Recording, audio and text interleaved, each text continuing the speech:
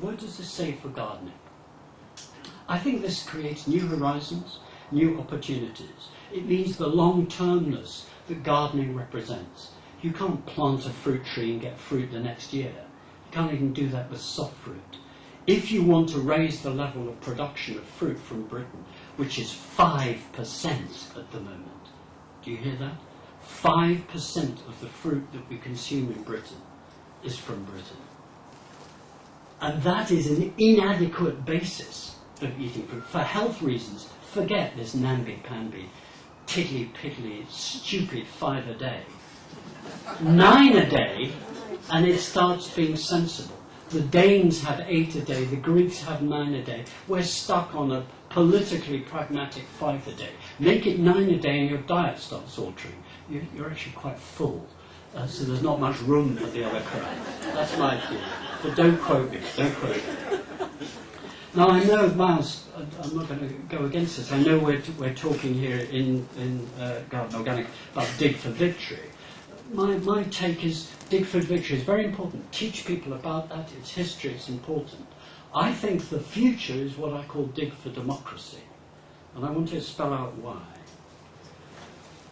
I think Dig for Victory has great echoes, and I think it's important to relearn the past and remind people of when things can actually engender change. But actually, if you bear with my argument, the fundamentals have got to change, but it's the food culture has got to change. And that means about people and what they do and how they live their lives. And that's why, whether you've got a little garden box on your windowsill in a tower block, or you've got 100 foot, because I'm middle class and a professor, I couldn't afford to buy my house in London now, and it's a long, thin, dark enclave, you can't feed yourself, but you can at least participate. That is the key thing. And we know from the work of the great Amartya Sen and other people that people feed well when they have a sense of entitlement. Amartya Sen's great phrase, people don't starve if they have entitlement. It's never for lack of food. It's because of lack of entitlement. Do you get that point? That's why there's a big debate in my world about food rights. Would it make a difference if I said to Margie, you've got, or to Miles, you've got a food right to have a proper diet? Probably wouldn't make any difference at all to you, actually. It might be useful if you started campaigning and became a member of an organisation and so on. So I think food democracy, the phrase that I use, is trying to capture that. They're trying to build it into expectations. And that's where the humdrum ordinariness of being a gardener becomes so important. It's that daily skill, that sense of, oh my God, I shouldn't be at my computer, I should be digging.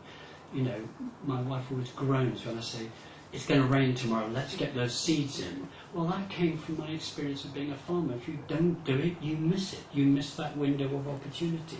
That's built into my psyche about watching out for the seed planting opportunity. Do I obey it? No, I'm always making a mistake. I think part of the food democracy argument that I want you to subscribe to is that it's also thinking about the inclusiveness. Not just having an elite of gardeners, of the few, but actually thinking about the mass. That's the real lesson of the 1940s.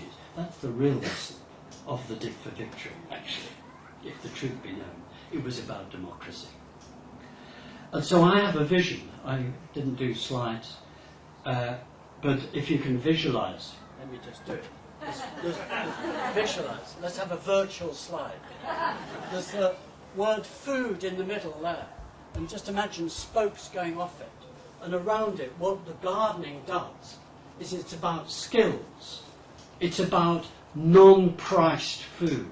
In other words, you put your own labour in and that's it. You buy the seed, you have the tools, but you do it. It's non-pecuniary.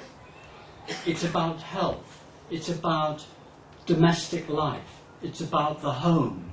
It's about your nearest and dearest.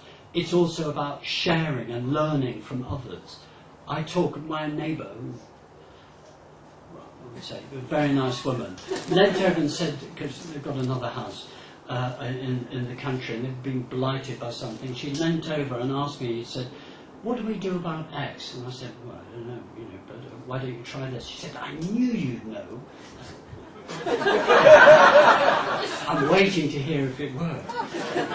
But it's that sharingness, that exchange that you get from gardening that's not about work, but is about aesthetics. It's about the beauty.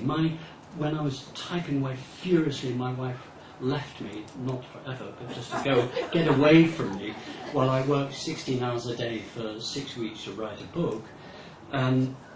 Nothing got done in the garden, and a jungle ensued in these monsoon-like tropical conditions that we had in London.